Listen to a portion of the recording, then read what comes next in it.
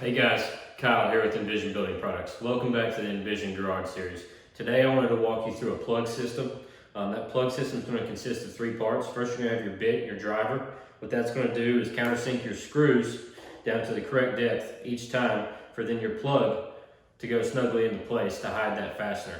A couple of features and benefits of doing so is going to keep your fasteners hidden on your perimeter boards, your stair treads, and any borders that you may have running throughout your deck.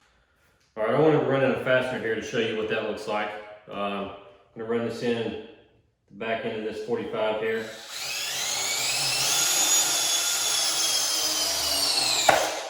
You hear that pop. That pop is to let you know that that screw is countersunk correctly at the correct depth. You're then going to go through and pick out your plug that's going to match your grain pattern and the color of the board there. Found one here.